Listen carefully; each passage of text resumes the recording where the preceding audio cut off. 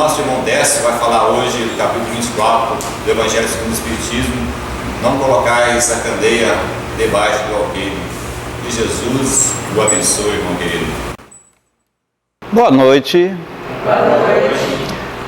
E quando eu falo boa noite, eu estou falando boa noite aos espíritos dos dois planos. O plano encarnado e o plano espiritual.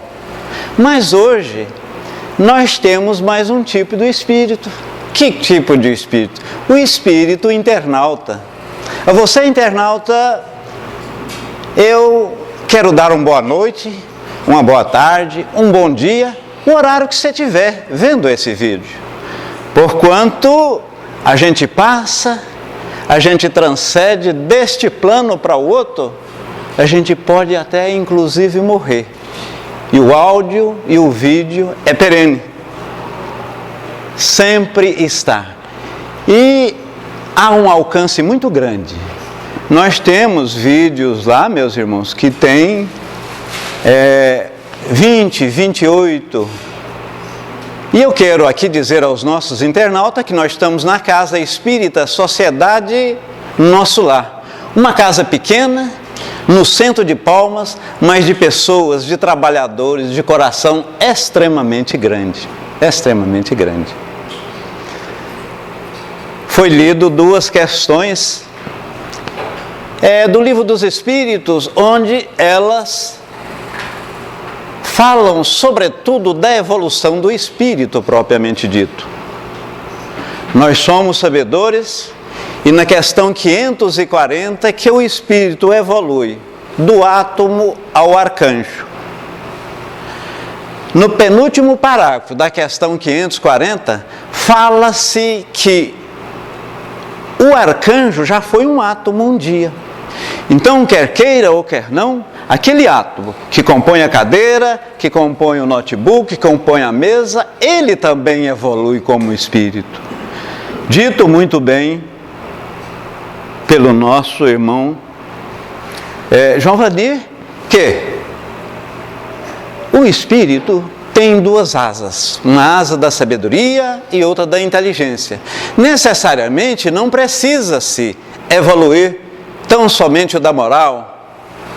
O certo é que quando nós estivermos como espíritos puros, espíritos dadivosos, nós somos arquitetos, nós somos engenheiro, nós somos médico, nós somos, ou seja, espírito perfeito, sabe tudo. E eu falei inicialmente que a gente morre e o vídeo fica aí, os internautas ou as pessoas que sucederem a gente vai ver a gente há muito tempo. Não é desencarnar não, você está falando morrer. E vocês sabem a diferença de morte para desencarne? Fulano de tal morreu, Joel desencarnou. Qual a diferença de morte e desencarne? À medida que nós vamos evoluindo aqui no planeta Terra, e à medida que nós vamos aprendendo, a gente vai desvinculando materialmente das coisas. Quanto mais você é desvinculado da matéria, você tem aquele período de perturbação pós-morte menor. Todos os espíritos sentem um período de perturbação. Uns, uma semana, outros 30 dias, outros anos, chegam a ter espírito que vincula a matéria séculos. Num primeiro momento, no corpo. Aí acaba o corpo, uns ficam tão perturbados que vê os vermes corroendo o próprio corpo. Outros vê acabando o ataúde e tudo, fica até junto aos cabelos e quando não tem mais, apega-se aos bens materiais. Em outras palavras, quando o espírito, ele não for mais vinculado ao corpo, desencarnou. Todos nós, repito, todos os espíritos têm um período de perturbação, uns mais e outros menos. Morte é enquanto está vinculado ao corpo, aos bens materiais. Falamos que pode, inclusive, morrer e o espírito acabou a matéria e ele ficar jungido, ficar ligado, ficar entrelaçado nos bens materiais. Isso é possível. E nós que trabalhamos e atuamos nas sessões mediúnicas, temos exemplos inúmeros de espírito. Esses dias eu atendi não, tem 180 anos, porque eu estou aqui. Não sabe. André Luiz, mesmo, que é um espírito, vamos dizer, em relação a nós, evoluído, ele ficou 8 anos no umbral. Clarencio, sua equipe chegava, vamos, os outros queriam ir, vem, vamos. No entanto, enquanto ele não decidiu, por si e per si, não foi possível. Então, todos temos. Então, essa é a diferença. Desencarnar quando o espírito sai do corpo. Comenta-se que Paulo de Tarso, ele foi decapitado, quando o oficial cortou a cabeça dele, antes da cabeça bater no chão, ele já tinha desencarnado. Olha a ciência, a consciência. E temos também casos de pessoas normais como a gente, que antes da morte propriamente dita, há o desencarne. Está lá o Dr. Joel aqui já atendeu vários, está a morte, uma morte, vamos dizer, a morte física, praticamente não houve, porque o cérebro está funcionando, a pupila não dilatou, as funções cerebrais e biológicas estão de uma certa forma funcionando, mas o espírito, em função desse desenlace, ele pode ter já saído. Mas você está falando que com vida física pode não ter o espírito? O Livro dos Espíritos fala isso. E quero, de uma certa forma, voltar. Gente, vamos estudar na casa. É importante vir nas sessões públicas, extraordinariamente importante. Mas estudar não é menos importante, porque quem estuda, aprende, sabe, detém conhecimento. E quem detém conhecimento, melhor aplica o seu livre-arbítrio. Terça-feira, eu vi aí, livro O Céu e o Inferno. Um livro extraordinário. Pouco lido, pouco estudado dentro do movimento. Lá no livro Céu e Inferno, começa com o céu, com o inferno, o anjo. Na segunda parte, Kardec pegou 600 questões e entabulou essas 600 questões, parece que ficou com umas 180 mais ou menos. Tem espírito endurecido, espírito suicida, espíritos trevosos, aquele que não quer. Quer dizer, é uma aula. Gente, então nós vamos falar hoje, não ponhais a candeia debaixo do alqueire. O que é candeia? Candeia podemos, de uma certa forma, defini-la. Aliás, não é nem propriamente defini-la. Candeia pode ser uma lamparina. Antigamente, na época de Kardec, não tinha luz elétrica. Kardec escreveu toda a obra via lampião. O que é pior, até para, se não for me engano, o primeiro livro dos Espíritos, 501 questões, 501 ou 510, 501, né? Eu estou em dúvida agora. Foram 60 exemplares só, para vocês verem a dificuldade na época. Alqueire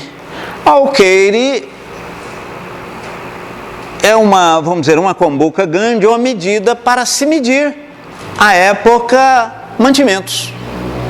Então, ninguém acende uma candeia e coloca debaixo do alqueire, debaixo dessa medida. Põe, sobretudo, em cima, no aparador, no velador, no candeeiro. Por que coloca? Para iluminar os que chegam, para iluminar o ambiente, enfim, para se fazer aquilo que propõe. Pela mesma forma, não se acende a candeia e coloca debaixo da cama. Coloca no velador, não se coloca debaixo da cama. Aproximando os discípulos de Jesus, diz: para aí, mestre, você, ou vós, né, porque eles tinham um maior respeito, vós, de uma certa forma, está colocando a candeia sobre o alqueire. Por quê? Porque está falando sobre parábolas. Jesus disse a vós, que já tem o entendimento, a vós que já tem o entendimento, foi dado a oportunidade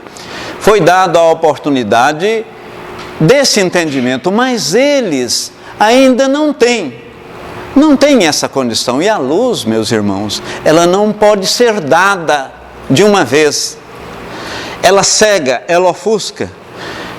Então tem que ser aos poucos. Lembro-me aqui agora, lá no Chile, quando aquele pessoal ficaram 78 dias, aquele pessoal ficou 70, né? Foi tirado, no dia de tirar, 102 dias, no dia de tirá-los, eles vinham com óculos escuros, e aos poucos. Então você não pode dar a luz. E cada ensino vem no seu tempo próprio, né?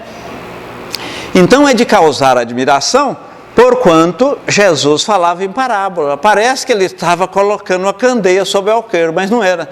Era a necessidade de se falar por parábolas, e as parábolas dele era o agricultor, a parábola de peixe, a parábola, né, de fermento, e ele falava conforme as pessoas que estavam ali para causar um melhor ou maior entendimento.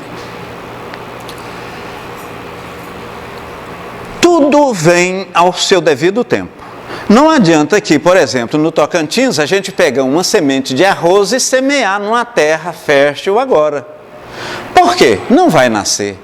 Então tem que ser no período chuvoso. Aqui chove-se, é um período de 6 em 6 meses.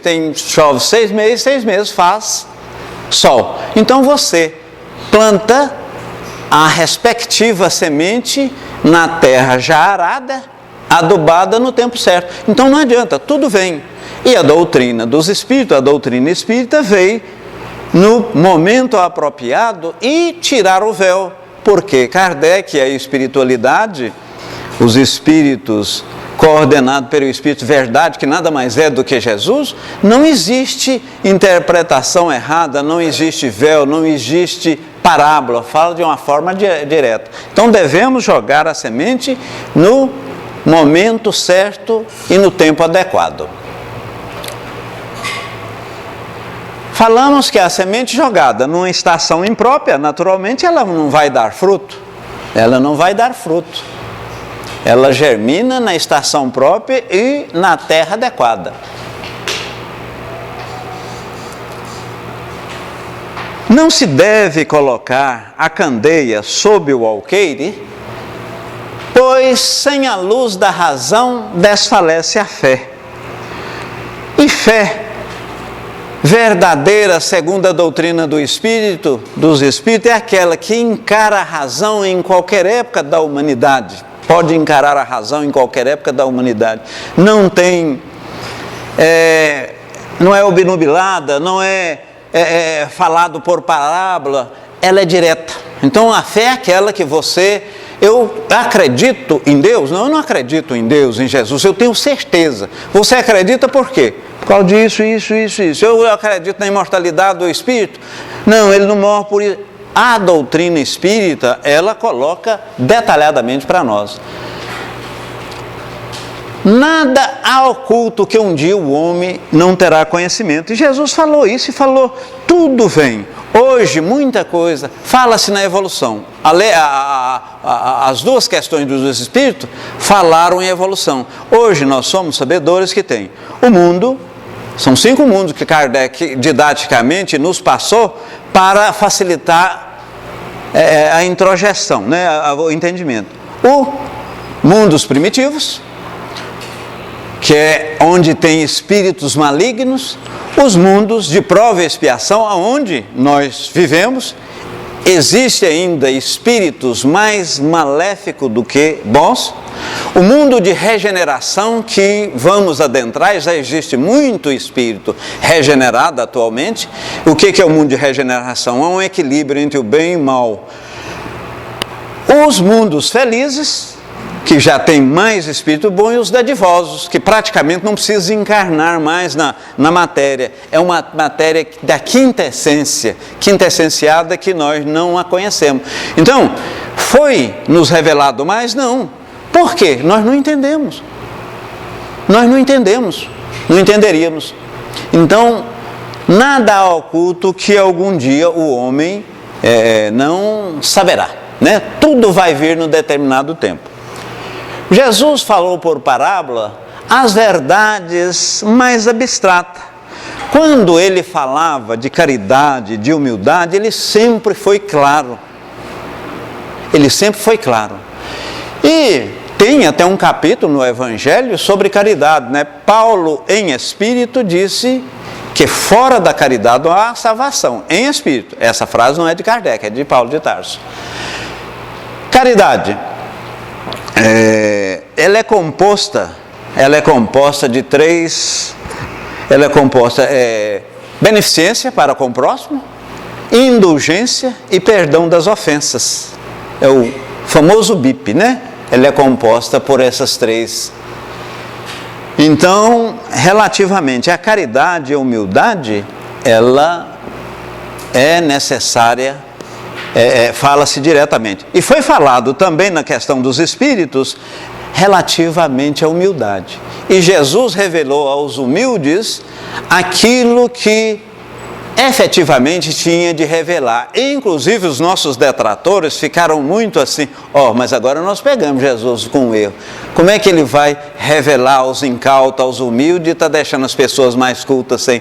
Mas humilde é porque a época, e até hoje, de uma certa forma, aquela pessoa é extraordinariamente estudada, aquela pessoa, aquele filósofo que acha que já sabe tudo, então, ele, em termos de religiosidade, em termos de religião e de Jesus, ele acredita mais nos seus postulados, acredita mais na sua ciência. Então, Jesus revelou aos humildes e aos pequenos. Não procurei os gentios, não entreis nas cidades dos samaritanos. Ora, não procurei os gentios. Por que Jesus, ele está excluindo os gentios? Gentios eram os judeus que não acreditavam, quase. Então eu não vou procurar? É a mesma coisa dos centros espíritas, de nós da doutrina. Nós devemos pregar, não no sentido de fazer proselitismo, encher a casa por encher, mas junto às pessoas que, de uma certa forma, têm a doutrina como meta, como direcionamento.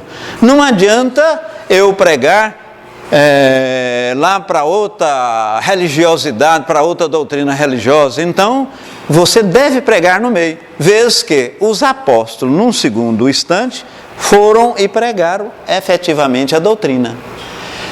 Mais vale abrir os olhos de sem cego do que querer que um só enxergue. Não adianta, gente. Tem pessoa formalizada. Você vai conversar com determinada pessoa.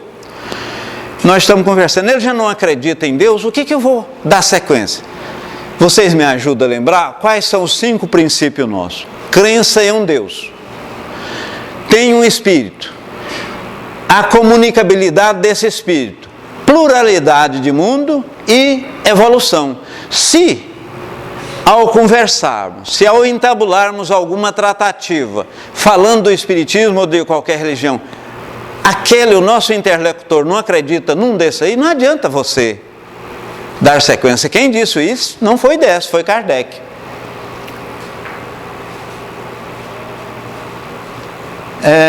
Não são os que gozam de saúde que necessita de médico.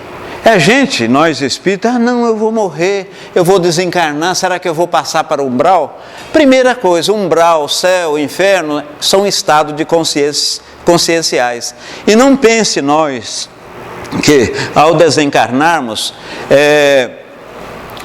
nós vamos, por um longo período, nós vamos ficar tranquilos, vamos ficar em paz. Nós precisamos trabalhar. Não são os que gozam de saúde, é que necessitam de médico. Então nós vamos trabalhar, nós vamos para o umbral, vamos atender espírito carente, espírito trevoso, espírito que quer melhorar, porque o trabalho edifica. E, na verdade, nós vamos sentir prazerosos em ajudar.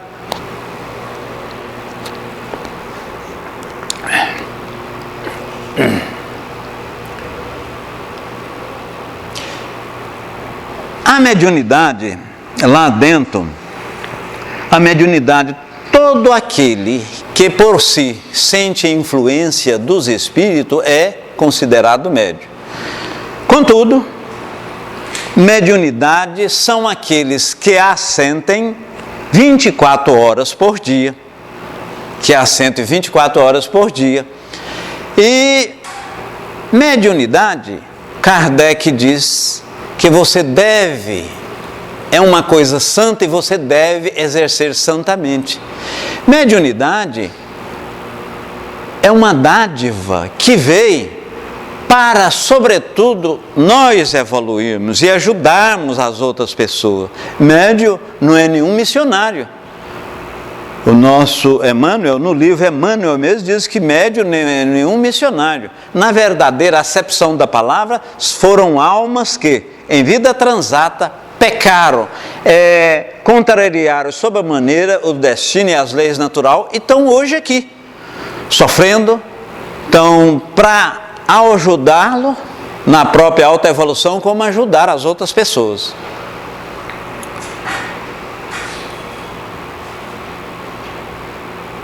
Coragem e fé. Aquele que me confessar, disse Jesus, perante a mim e a si próprio, eu também o confessarei junto ao Pai maior. Então aquele que confessar-me perante a mim mesmo, eu também confessarei ao Pai. Aquele que for fiel a mim, também e pela mesma forma, eu o serei com relação ao Pai. Se você quiser ter uma vida extraordinária, feliz e sobretudo colorida de dádivas e de bênção, renegue, confesse e não sinta vergonha de mim, porque eu também não lhe renegarei, eu o confessarei e não me envergonharei de ti perante o Pai. Então a gente tem que internalizar isso, né, meus irmãos? E aqueles que quiserem me seguir ou seguir as minhas pegadas e salvar a sua vida, siga minhas pegadas, né? Carregue a sua própria cruz. E salvação na doutrina espírita. O que é salvação na doutrina espírita? Pecado. Parece-me que na questão 621 está lá que as leis naturais, as leis divinas estão íncitas, está dentro, está inscrita em nossa consciência. Quando a gente vai de encontro, quando a gente vai contra essas leis naturais, nós pecamos. Pois bem, eu pequei, eu matei, não pode matar, tá lá, você vai num silvícola, ele sabe que matar é um pecado. E para me redimir, para me salvar, primeira coisa, eu tenho que arrepender.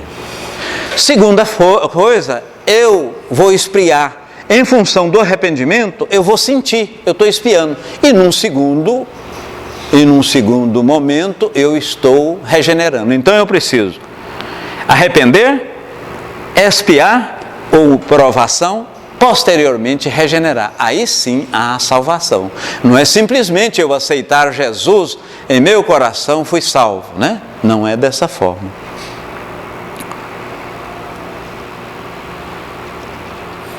Bem jubilosos ficais quando os homens o tratais com injustiça, vós odiarem e perseguirem. bem jubilosos ficais quando os homens o tratais com injustiça. Porque muitas vezes nós falamos, mas como isso aconteceu comigo?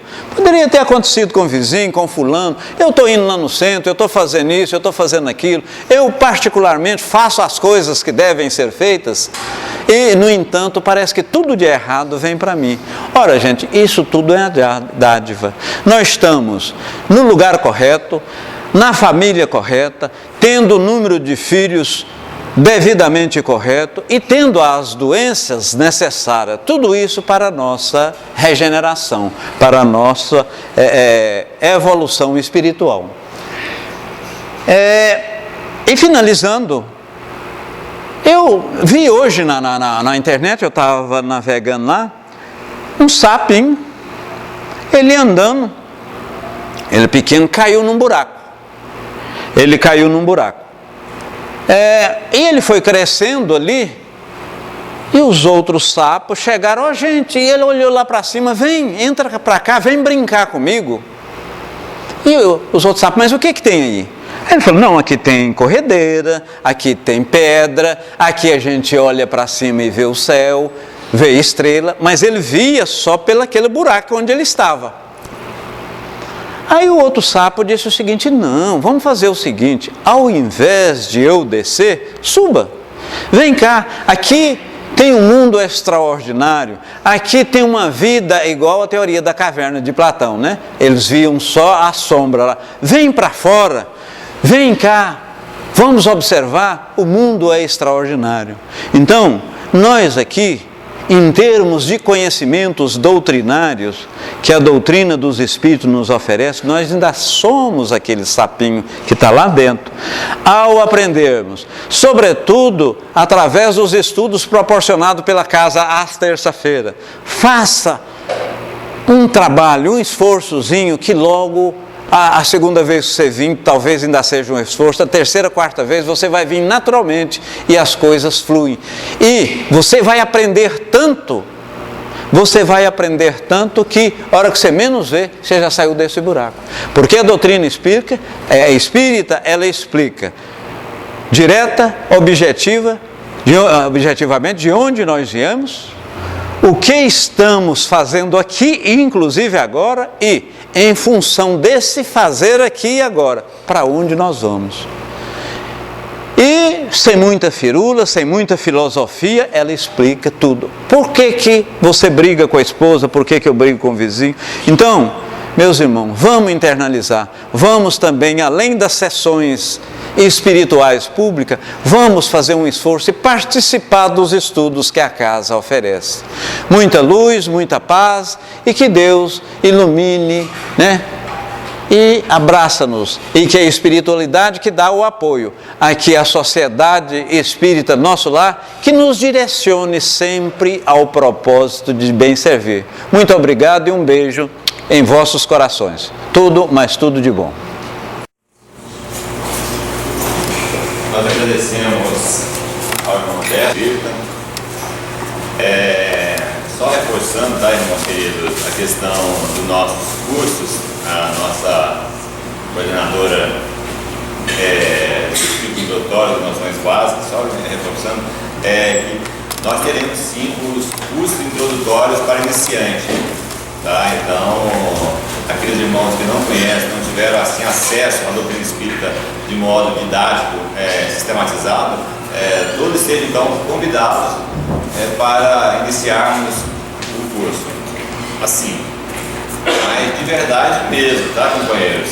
Eu no movimento espírita, embora eu seja bastante novo, mas já tenho uma boa experiência, eu vejo o movimento espírita, assim, o público de reunião pública e o público de cursos. Eu vejo muito companheiro nos cursos que não vem a reunião pública e vice-versa. Como o Décio falou, o mistério se faz que nós aprofundemos o nosso estudo. Aquilo que Jesus disse, conhecereis a verdade e ela vos libertará, é importantíssimo nos dias atuais. Nós precisamos realmente compreender a doutrina espírita. Nós temos um carinho enorme sobre os estudos, nos preparando, nos qualificando para que a gente possa transmitir a doutrina espírita sem peias, sem trincheiras, o mais cristalino, tal qual Kardec a codificou. bom, queridos irmãos? Vamos agora para a segunda parte das nossas atividades, qual seja no passe dos fluidos magnéticos. Não é obrigatório, mas aqueles irmãos que buscam o fortalecimento. Só lembrando que a casa oferece assistência espiritual, tendo o atendimento fraterno toda segunda-feira a partir das 20 horas. E por 3 semanas aqueles irmãos que o buscam. Então, quem quiser vir segunda-feira a partir das 20, nós estamos aqui atendendo e queira abrir tratamento, assistência espiritual, tá bom? Elevemos novamente o pensamento em prece e dizemos: obrigado, Senhor, pelos conhecimentos adquiridos nesta noite, por ter o Teu Evangelho sido colocado para nós de forma compreensível, mas, Senhor, tal qual o apóstolo nos ensinou que a fé sem obra é morta, queremos colocar em prática todo o ensinamento teórico desta noite